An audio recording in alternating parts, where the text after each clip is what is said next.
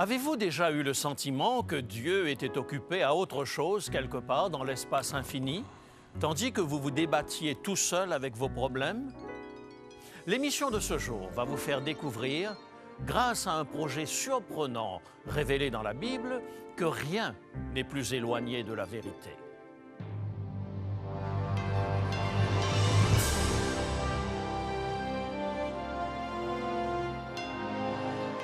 Elle a résisté à l'épreuve du temps. La Bible, le livre de la révélation, est toujours d'actualité dans le monde complexe d'aujourd'hui. Voici, il est écrit. C'est un message de foi et d'espérance que vous présente maintenant José Élysée.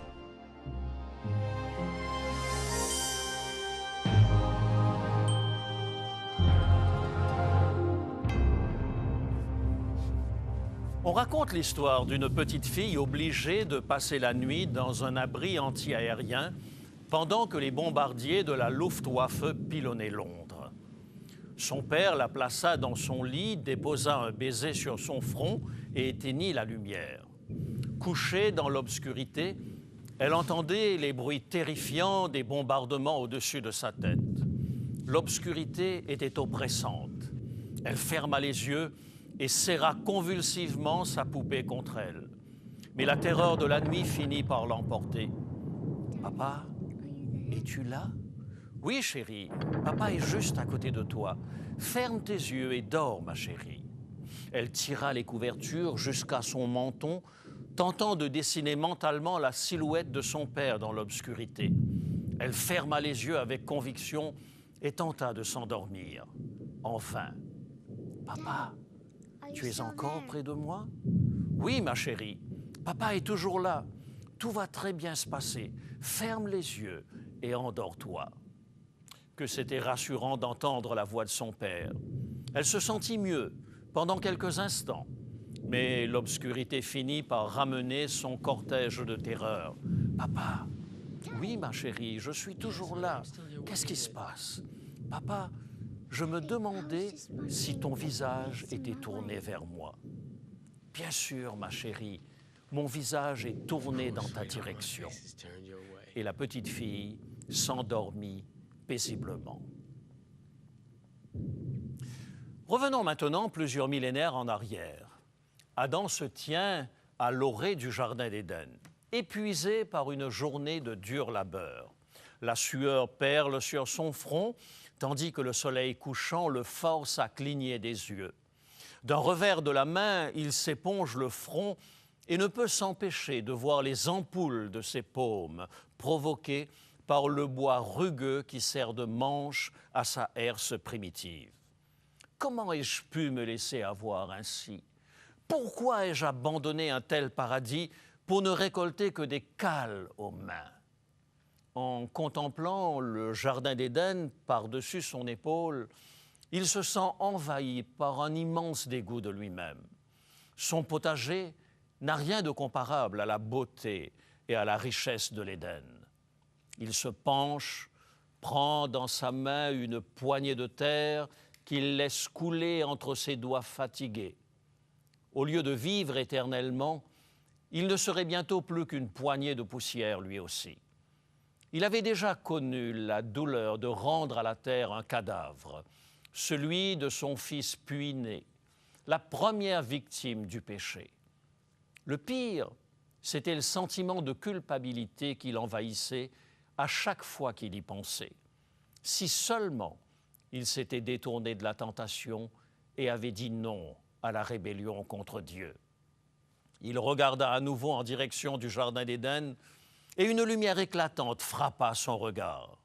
Alors il se souvint. Tout espoir n'était pas perdu.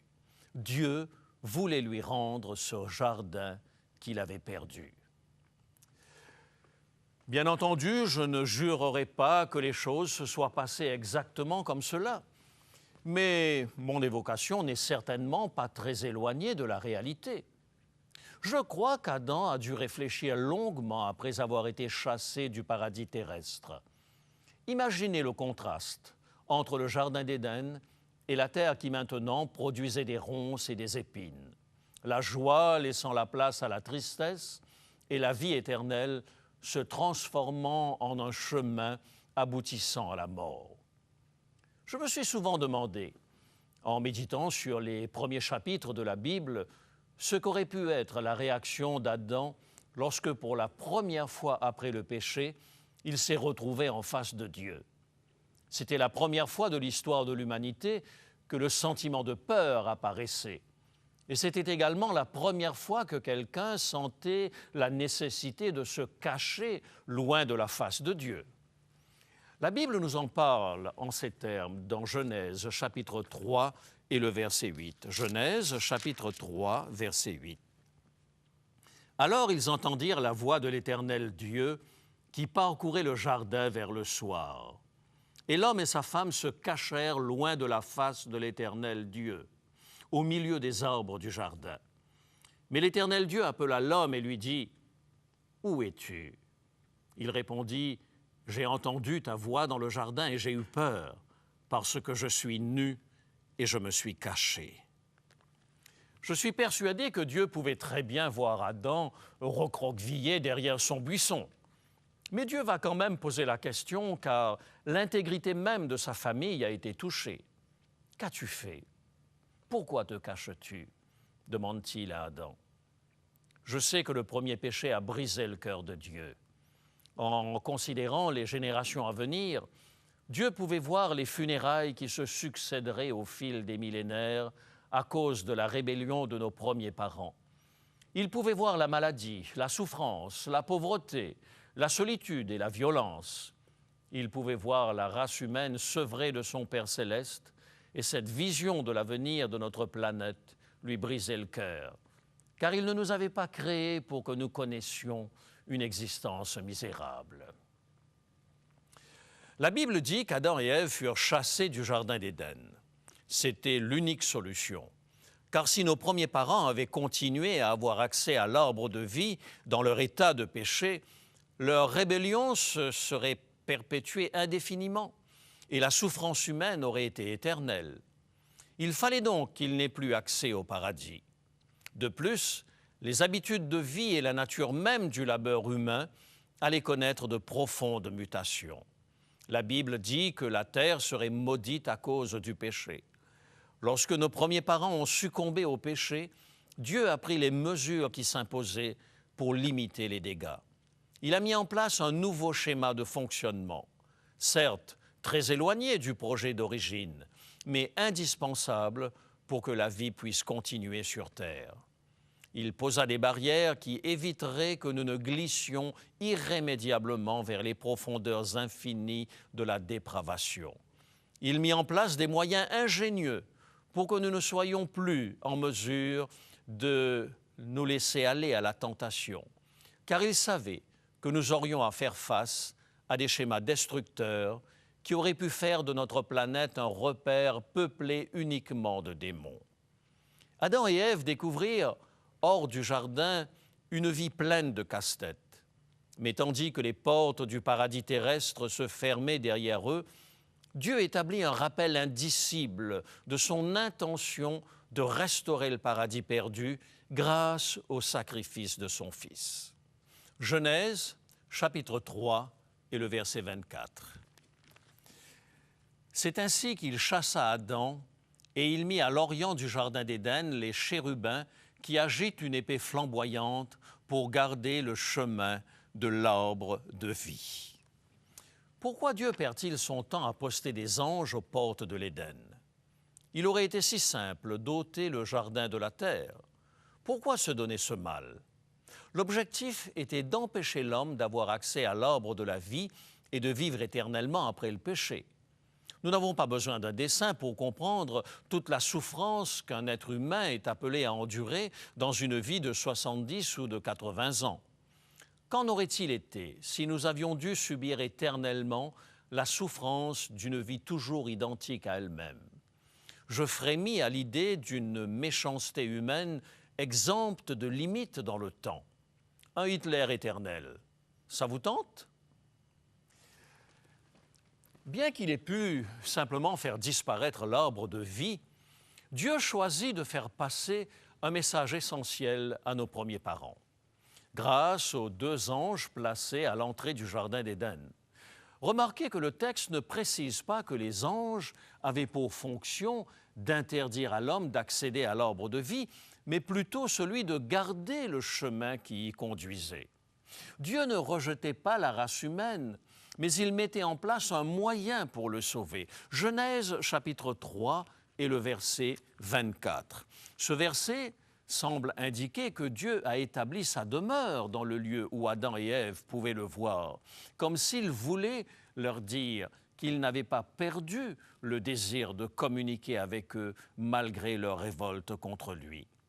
En fait, le mot hébreu « shaken », utilisé ici pour signifier que Dieu a placé des anges dans le jardin, peut être traduit par « il a fait habiter ». En d'autres mots, Dieu n'a pas simplement mis des anges et une épée flamboyante dans le jardin, il a voulu qu'ils demeurent en ce lieu. Je crois qu'il y a ici une intention, car la Bible nous apprend que les chérubins sont des anges qui se tiennent dans la proximité du trône de Dieu. Ézéchiel, chapitre 28, précise que c'est la position occupée par Lucifer, avant qu'il ne devienne le Satan, l'adversaire de Dieu. Il était un chérubin protecteur. Selon la Bible, les chérubins sont de puissantes créatures qui tiennent les postes les plus éminents dans l'univers. En fait, très souvent, Dieu est présenté comme celui qui habite au milieu des chérubins. Prenez par exemple le psaume 80 et le verset 1er. Psaume 80, verset 1er. « Prête l'oreille, berger d'Israël, toi qui conduis Joseph comme un troupeau, parais dans ta splendeur, toi qui es assis sur les chérubins. » En voici un autre, dans le psaume 99 et le verset 1er. « L'Éternel règne, les peuples tremblent, il est assis sur les chérubins, la terre chancelle. » À la lumière de ces textes, 2 chérubins placés aux portes de l'Éden sont un indice indiquant que Dieu désire communiquer un message important.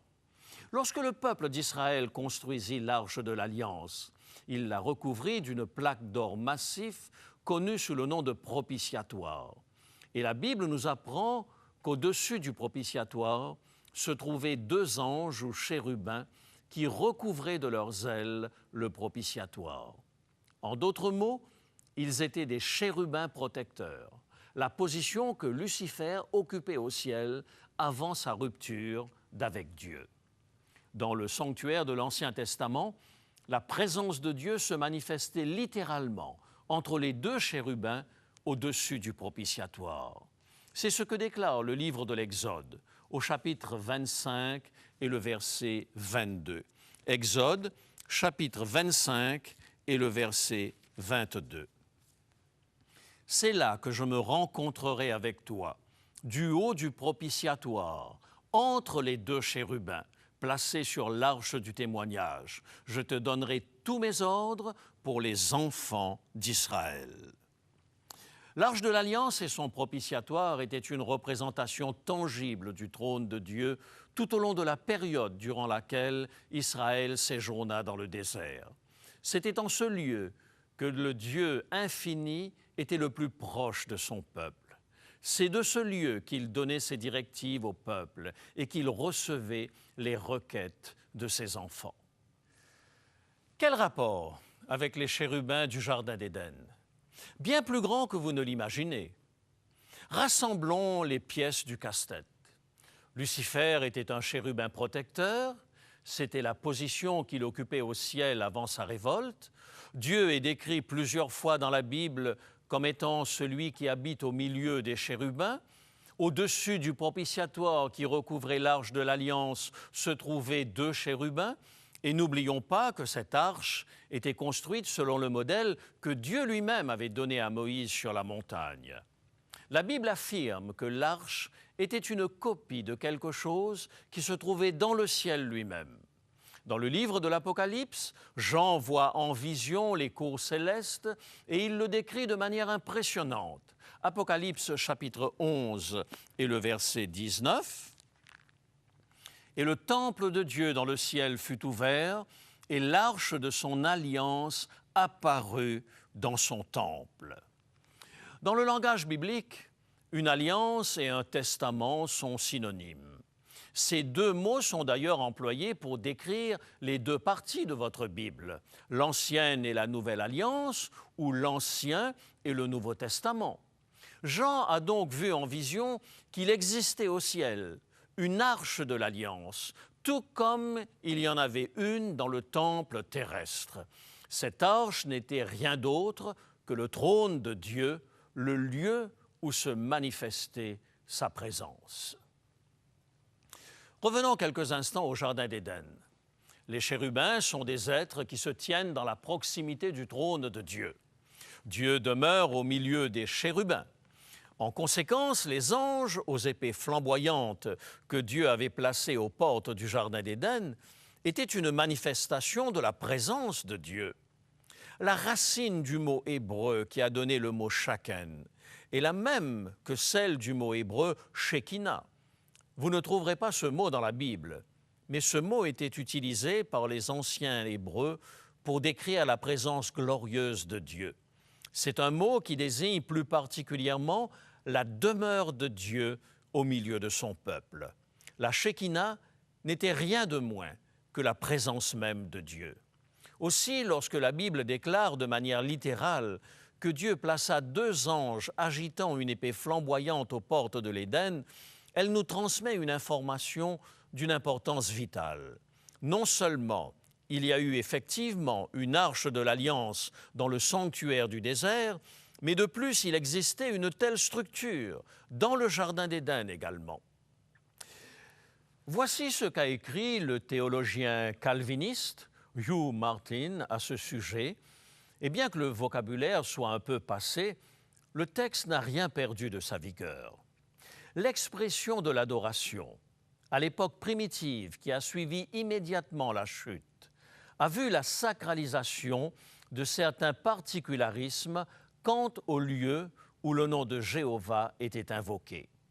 Ce lieu où ces adorateurs s'assemblaient, là où ils apportaient leurs offrandes, là où ils invoquaient son nom par leurs sacrifices, est également le lieu où ils recevaient le témoignage qu'ils étaient acceptés, où ils recevaient de nouvelles intimations de la volonté de Dieu. Fort probablement, au jour de la première famille de la race humaine, les portes du Jardin d'Éden, où Dieu avait placé les chérubins aux épées flamboyantes, constituaient le siège de l'adoration sacrée, occupant la place et réalisant l'objectif que bien des années plus tard, le tabernacle du désert, la tente de Silo et ultimement le temple du mont Morija allaient occuper.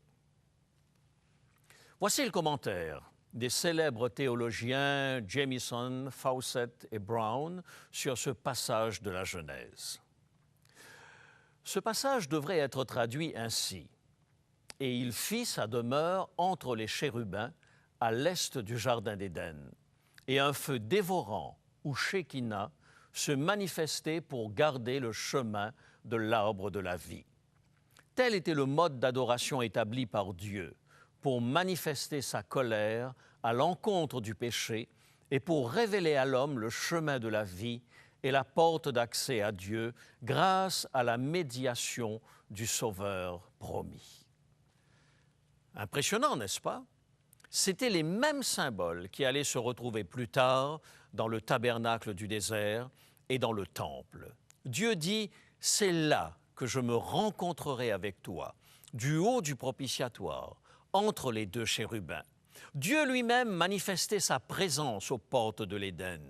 Il s'agit là d'un puissant rappel que Dieu n'avait pas abandonné son peuple malgré son péché. Il était toujours animé de l'ardent désir d'être proche de l'homme. Le chemin de l'arbre de la vie avait été fermé, mais seulement pour un temps. Un jour, nous pourrons à nouveau nous entretenir avec Dieu face à face. Dans l'obscurité de ce monde de péché, Adam a probablement connu le découragement. Il aurait été tentant pour lui de penser que Dieu l'avait abandonné aux conséquences funestes de sa rébellion. Mais au plus fort du désespoir, Lorsqu'Adam a demandé « Papa, es-tu encore là ?» Non seulement Dieu était toujours là, mais dans l'obscurité de la nuit du péché, sa face était toujours tournée dans la direction de l'homme perdu. C'est ce qui me redonne de l'espoir en tant que pécheur. Je sais que mes actes me disqualifient par rapport à une vie éternelle dans la présence de Dieu. Mais la Bible me révèle que le visage de Dieu est toujours tourné vers moi.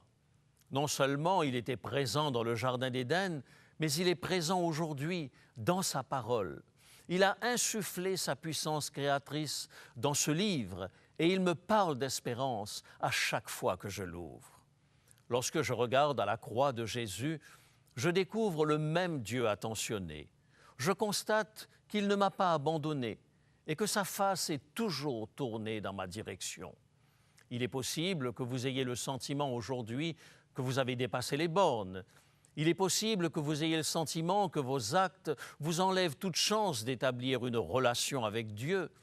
La bonne nouvelle, c'est que Dieu a un plan pour vous ramener au sein de sa famille. Vous découvrirez très vite, tandis que vous étudiez sa parole, qu'il a toujours l'ardent désir d'être à vos côtés et de vous réchauffer de sa présence. Vos péchés ne sont pas forcément la fin du monde, parce que Dieu a un plan pour que le chemin de l'arbre de la vie reste ouvert pour vous. Quand je contemple ta sainteté et quand je contemple ta beauté et quand toutes les choses pâlissent à ta lumière, quand j'ai trouvé la joie près de ton cœur, quand je m'enveloppe dans ton amour et quand toutes les choses pâlissent à ta lumière, oh je t'adore, oui je t'adore. Si je vis Seigneur, c'est pour t'adorer. Oh je t'adore, oui je t'adore. Si je vis Seigneur, c'est pour t'adorer.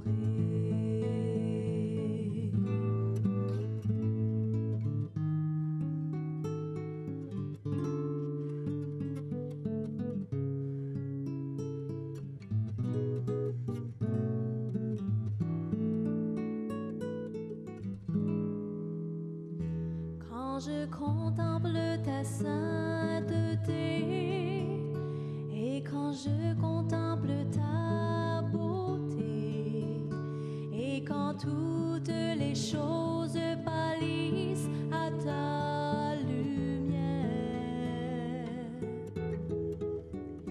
quand j'ai trouvé la joie près de ton cœur, quand je m'enveloppe dans ton amour et quand toutes les choses pâlissent à ta lumière, oh je t'adore, oui je t'adore. Si je vis Seigneur, c'est pour t'adorer. Oh je t'adore, oui je t'adore. Si je vis Seigneur, c'est pour t'adorer. Si je vis Seigneur, c'est pour t'adorer.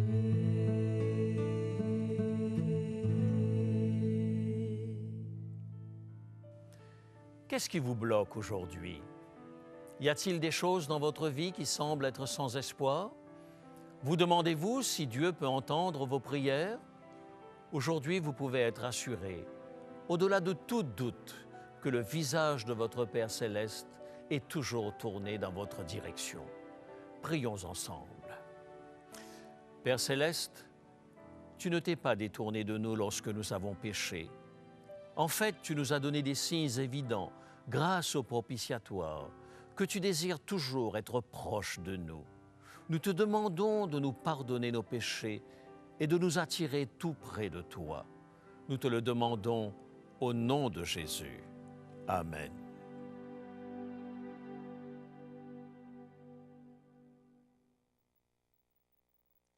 Bonjour. Quelle bonne nouvelle de savoir que le Dieu créateur de l'univers nous est favorable. Merci José de nous avoir rappelé, à travers le message d'aujourd'hui, que nous pouvons toujours nous approcher de celui qui nous aime et qui veut que nous puissions être en relation étroite avec lui. Si le programme d'aujourd'hui vous a intéressé, s'il vous a interpellé, si vous voulez mieux connaître ce Dieu qui désire être votre ami, n'hésitez pas à demander notre offre du jour. Il s'agit d'un petit livre de grande valeur intitulé « Vers Jésus ». Et l'équipe d'Il est écrit a le plaisir de vous l'offrir absolument gratuitement aujourd'hui. Alors n'hésitez pas, téléphonez-nous, écrivez-nous, envoyez-nous un courriel. Nous nous ferons un plaisir de vous le faire parvenir. Demandez votre exemplaire de Vers Jésus, exemplaire absolument gratuit.